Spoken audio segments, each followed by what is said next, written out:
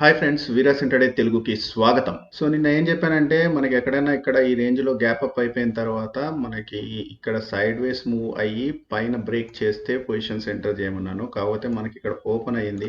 కానీ పైకెళ్ళలేదు. పైకెళ్ళకుండా అది కిందకొచ్చింది కంటిన్యూయస్‌గా. Okay. At the same time నేను ఏం చెప్పానంటే ఇక్కడ ఎక్కడన్నా ఓపెన్ అయ్యి ఫ్లాట్‌గా ఓపెన్ అయినా గానీ మనకి కొంచెం గ్యాప్ డౌన్ ఓపెన్ అయినా గానీ 35,000 బ్రేక్ చేస్తే పొజిషన్స్ ఎంటర్ తీసుకోమన్నాను. సో పొద్దునుంచి నెగెటివ్‌గా వచ్చి ఇక్కడ కూడా స్టాప్ కాకుండా ఇక్కడ బ్రేకేజ్ ఇచ్చి ఇది కంటిన్యూయస్‌గా క్యాండిల్‌లోని బ్రేక్ చేసినప్పుడైతే నేనైతే పొజిషన్ తీసుకున్నాను. ఎందుకంటే ఇది పైనుంచి వచ్చినప్పుడు ఇక్కడన్నా సపోర్ట్ తీసుకుంటదని గట్టిగా అనుకున్నాను గానీ చాలా నెగెటివ్‌గా ఈరోజు ఇది కూడా బ్రేక్ చేయడం అనేది నాకైతే సర్ప్రైజ్. సో ఎనీహౌ పొజిషన్ అయితే తీసుకున్నాను. ఇక్కడ నేను పొజిషన్ తీసుకొని ఇక్కడి వరకైతే మనం ప్రాఫిట్ అయితే బుక్ చేసుకోవచ్చు, లేదా క్యారీ ఫార్వర్డ్ చేస్తున్నాను ఇప్పటికైతే షార్ట్ పొజిషన్స్ హెడ్జ్ తీసుకొని. లెటస్ సి రేపు ఏమవుతుంది అనేది మనం చూద్దాం.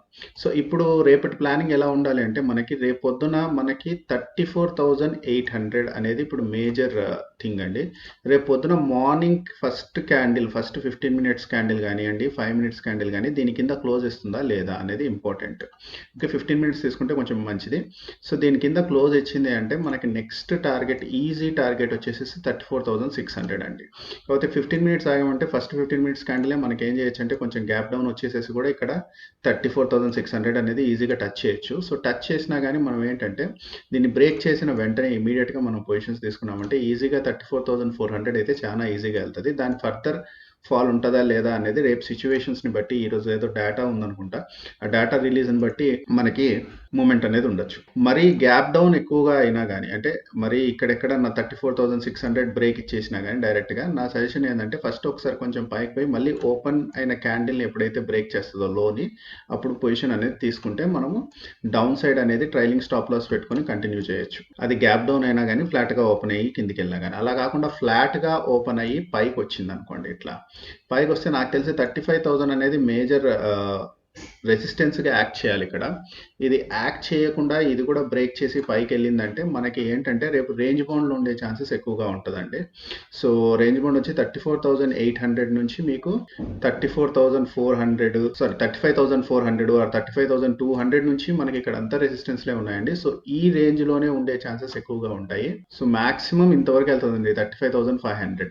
ఈ రేంజ్లో ఉండే ఛాన్సెస్ ఎక్కువగా ఉంటాయి ఒకవేళ ఫ్లాట్గా ఓపెన్ అయ్యి పైకి వెళ్ళి దీన్ని బ్రేక్ చేసింది అంటే. సో రేపు ఎక్స్పైరీ కాబట్టి ఎక్కువ మంది స్ట్రాడిల్స్ చేయడానికి చూస్తారు. సో వన్స్ 35,000 బ్రేక్ అయిందంటే మాక్సిమం 34,800 ప్లస్ 35,500 రెండు సెల్ చేసి కూడా కూర్చోవచ్చు మనం హ్యాపీగా. ఇంకా అగ్రెసివ్గా అంటే 35,000 కూడా సెల్ చేయొచ్చు. అంటే పొజిషన్ మరీ పైకి వెళ్ళిందంటే ఇట్లా ఇట్లా ఇట్లా ఇట్లా చేసుకుంటూ వెళ్ళిందంటే 35,000 కూడా సెల్ చేయొచ్చు.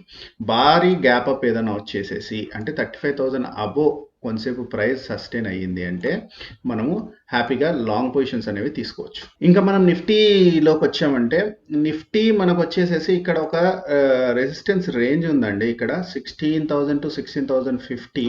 సో దీన్ని బ్రేక్ చేసి ఫ్లాట్గా ఓపెన్ అయినా కానీ, కొంచెం గ్యాప్ అప్ ఓపెన్ అయినా కానీ దీన్ని బ్రేక్ చేసి పైన సస్టైన్ అయ్యిందంటే మనకేంటంటే ఇక్కడ నుంచి 16,000 నుంచి 16,238 ఈ రేంజ్లో ఉండే ఛాన్సెస్ ఉన్నాయండి. సో మేజర్ మినిమం వచ్చేసేసి ఇది 16,050 అబోవ్ బ్రేక్ చేస్తేనే మనం అప్ సైడ్ ఏమైనా ఆలోచించవచ్చండి.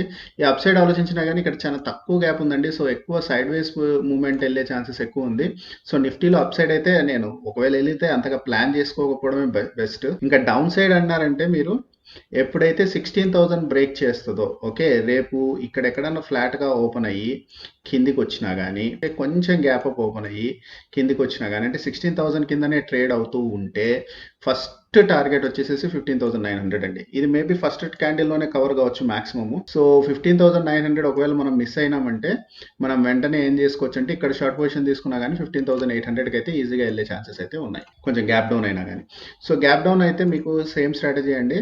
ఫస్ట్ కొంచెం ఇలా ఇలా ఇలా పైకి వెళ్ళిన తర్వాత ఓపెనింగ్ ప్రైస్ ఎప్పుడైతే బ్రేక్ చేస్తుందో, ఓకే, 15 మినిట్స్ క్యాండిల్ రెఫరెన్స్ తీసుకుని ఓపెనింగ్ ప్రైస్ ఎప్పుడైతే బ్రేక్ చేస్తుందో అప్పుడు మీరు పొజిషన్స్ తీసుకున్నారంటే ట్రైలింగ్ స్టాప్ లాస్ పెట్టుకొని మంచి ప్రాఫిట్ బుక్ చేసుకోవచ్చు. ఇంకా నేను నిఫ్టీ సైడ్ హయ్యర్ సైడ్ ఇది బ్రేక్ చేసినా కానీ నేను ఏం చేస్తున్నా అంటే ఒకవేళ దీంట్లో మీరు స్ట్రాటజీస్ తీసుకోవాలనుకుంటే ఇది బ్రేక్ చేసిన తర్వాత 16,300 ఆర్ 250 అక్కడ స్ట్రాడల్ తీసేసుకొని ఇక్కడ వచ్చేసేసి 16,000 తీసేసుకున్నారంటే ఈ మధ్యలోనే ఈ రేంజ్లోనే కొట్టుమిట్టాడే ఛాన్సెస్ ఉన్నాయి.